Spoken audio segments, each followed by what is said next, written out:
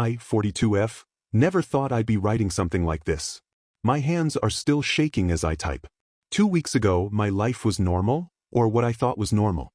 Now, everything has fallen apart, and I'm learning that the man I've been married to for 22 years is someone I never really knew. My husband Mark, 45M, and I have a son, Jason, 21M, who's in his junior year of college.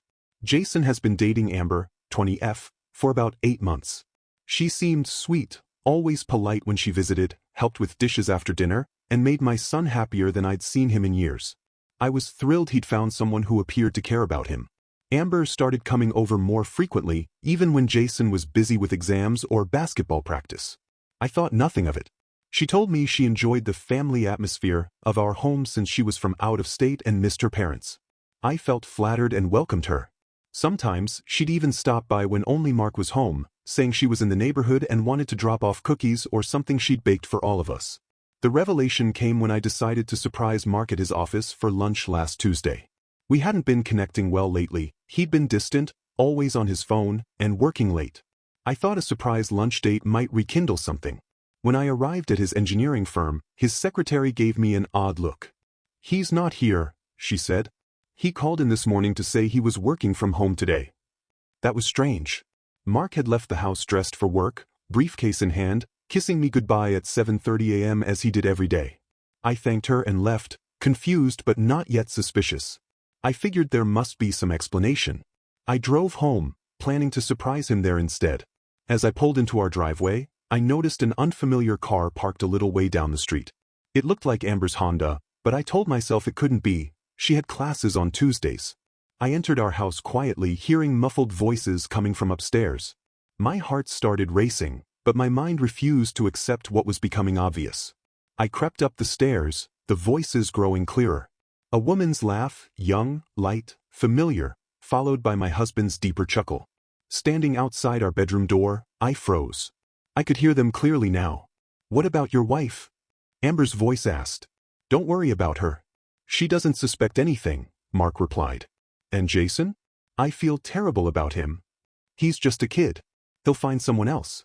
We're different, what we have is special." I felt physically ill. The betrayal wasn't just to me but to our son. My husband and our son's girlfriend. I pushed the door open, and there they were, not in the act, thankfully, but close enough. Amber in her underwear, Mark in his boxers, both looking at me with expressions of shock and horror. "Mom!" Amber gasped, as if she had the right to call me that. Mark jumped up. "This isn't what it looks like." But it was exactly what it looked like. And it was just the beginning of what I would discover. The next few hours were a blur. I remember screaming, Amber crying as she frantically gathered her clothes, and Mark following me around the house with pathetic excuses. "It just happened," he kept saying. As if an affair with your son's girlfriend could just happen accidentally. I kicked them both out and collapsed on the sofa, my mind racing. Should I tell Jason? The thought of breaking my son's heart was unbearable, but he deserved to know the truth. Before I could decide, my phone buzzed with a text from Amber. "Please don't tell Jason. I'll break up with him gently." This was a mistake. I hurled my phone across the room. That night, I couldn't sleep. Every memory of my marriage played through my mind like a movie I'd misunderstood. Had there been signs? How long had this been going on? I needed answers. The next morning, I did something I'd never done in our marriage. I went through Mark's things. In his home office, I found his laptop. Thankfully, I knew his password, our anniversary date. The irony wasn't lost on me. What I discovered made my stomach turn. First, I found emails between him and Amber dating back 4 months. Their affair started just weeks after she began dating Jason. Mark had pursued her, not the other way around. He'd sent her messages while sitting next to me on the couch, while at Jason's basketball games, even on Christmas morning. But that wasn't all. His financial records revealed a pattern of deceit that spanned years. Mark had a secret credit card I knew nothing about.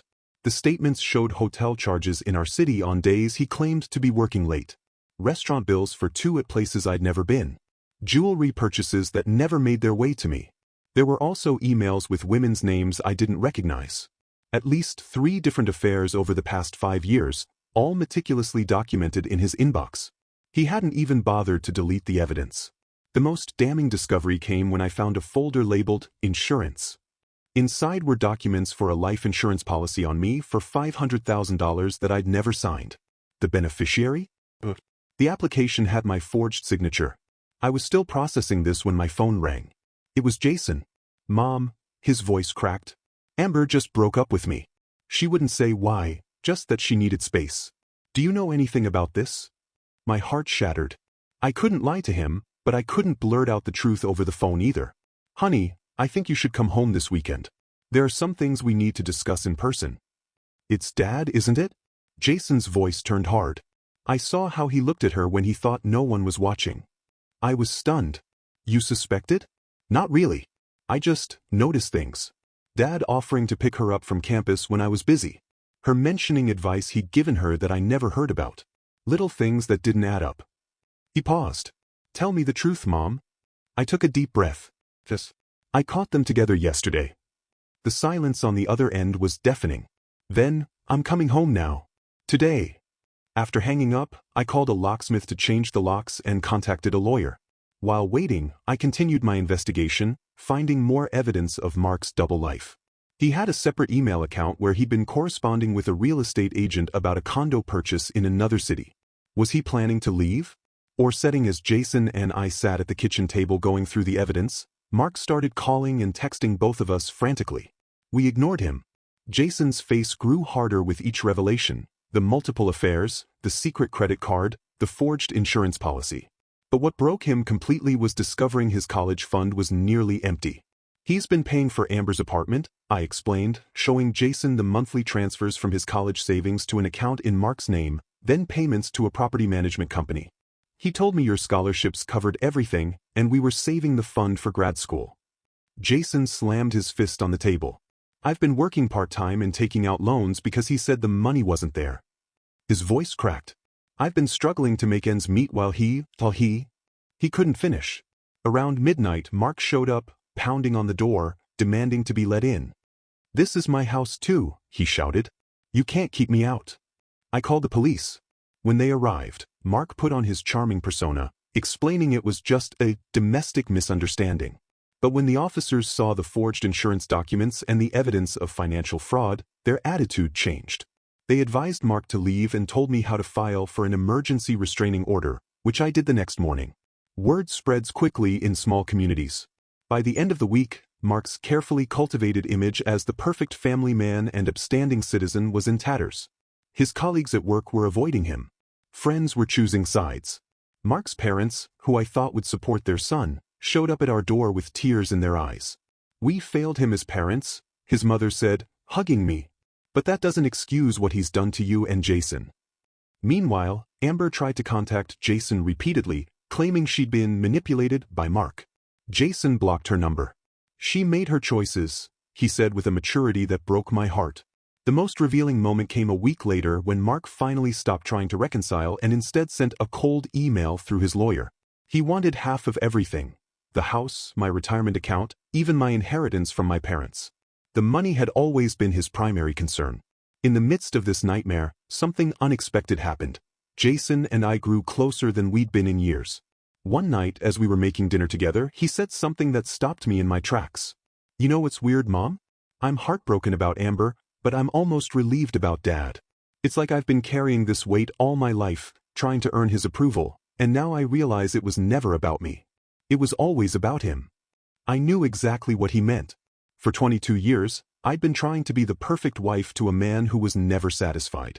I'd blamed myself for his distance, his criticism, his lack of interest in our family life. Now I understood, Mark was incapable of genuine love. He saw relationships as transactions, people as possessions. 3 weeks after D-Day, my lawyer called with news. The evidence of financial fraud was compelling enough that Mark was willing to negotiate a settlement heavily in my favor to avoid potential criminal charges. He wouldn't get half of everything. He'd be lucky to walk away with his personal belongings and car. Yesterday, Jason and I packed up the last of Mark's clothes and personal items into boxes for him to collect. As we sealed the final box, Jason found an old photo album. Inside were pictures from when he was born, Mark holding him in the hospital, looking every bit the proud father. Was any of it real? Jason asked quietly. I put my arm around my son. I think, in his way, he loved us the best he could. But love without respect, without honesty, without sacrifice, it's not really love at all. Today, as I write this, I'm sitting in a house that feels lighter somehow. The divorce papers have been filed. Jason is transferring to a university closer to home to finish his degree. We're making plans to sell the house and start fresh somewhere new. The road ahead won't be easy. Trust doesn't come naturally to either of us anymore. But we've learned something valuable from this painful experience. Family isn't defined by DNA or legal documents. It's defined by who stands beside you when the world falls apart. For Jason and me, that's each other. And for now, that's enough.